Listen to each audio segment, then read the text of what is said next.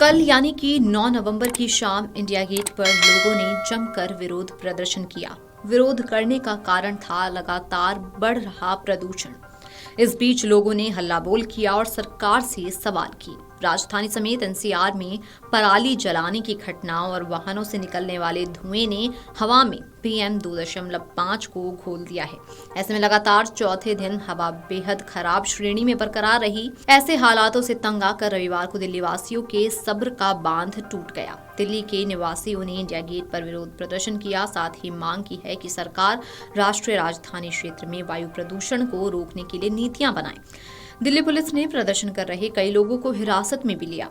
राजधानी दिल्ली की हवा लगातार जहरीली बनी हुई है। सोमवार की सुबह शहर के कई इलाकों में घना स्मॉग छाया रहा, जिससे वायु गुणवत्ता बहुत खराब श्रेणी में पहुंच गई। एम्स के आसपास के इलाकों में वायु गुणवत्ता सूचकांक 378 दर्ज किया गया। अब इंडिया गेट पर हालात सामान्य हैं। लोगों से बातचीत के दौरान उन्होंने बताया कि प्रदूषण की वजह से कितनी ज्यादा उन्हें दिक्कतों का सामना करना पड़ रहा है। एक्चुअली अभी दिल्ली की हालत बहुत ज़्यादा ख़राब है, क्योंकि अभी यहाँ पे सांस भी नहीं लिया जाता है। हम जहाँ से आते हैं, वैसे हम स्टूडेंट्स हैं तो हम यहाँ पे वैसे रहते नहीं, हमारे घर यहाँ पर नहीं है, पर जिस जगह से हम आते हैं वहाँ की एयर क्वालिटी में और दिल्ली की एयर क्वालिटी में बहुत फ़र्क है।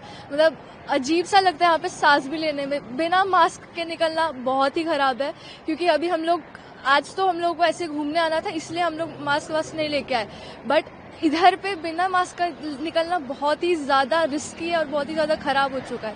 सांस से लेके कुछ भी अच्छे से हम लोग कर ही नहीं पा रहे। कोहरा है कि मतलब पोल्यूशन है, समझ में भी नहीं आता, और समझ में क्या कुछ ऐसा है नहीं। वैसे तो पोल्यूशन ही है ये सब कुछ। कोहरा तो अभी आया भी नहीं है और इतनी गंदी हालत हो रखी है अभी दिल्ली की। इस पोल्यूशन में तो सबसे ज़्यादा मुझे गले में दिक्कत और आंखों में जलन होती है। जैसे कि मुझे पहले से भी सांस की प्रॉब्लम है, और मेरे जैसे बहुत लोग हैं जिनको सांस की प्रॉब्लम होती है, एस्थमा एंड ऑल।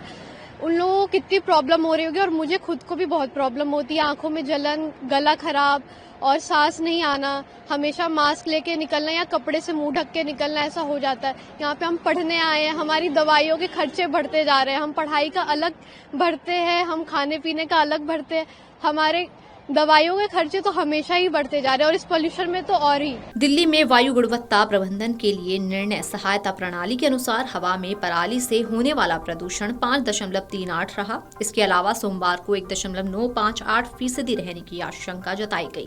वहीं वाहन से होने वाला प्रदूषण 14.52% रहा। वायु गुणवत्ता सूचकांक यानी कि AQI 370 दर्ज किया गया। ये हवा की बेहद खराब श्रेणी है। इसमें शनिवार की तुलना में 9 सूचकांक की वृद्धि दर्ज की गई। इसके अलावा कांग्रेस नेता राहुल गांधी ने रविवार को दिल्ली के इंडिया गेट पर बढ़ते वायु प्रदूषण के खिलाफ प्रदर्शन कर रहे नागरिकों को निशाना बनाने के लिए केंद्र सरकार की कड़ी आलोचना की।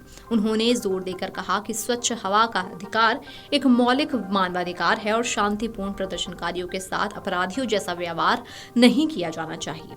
एक्स पर एक पोस्ट में राहुल गांधी ने भाजपा पर वोट चोरी और बिगड़ते प्रदूषण संकट के प्रति उदासीनता का आरोप लगाया।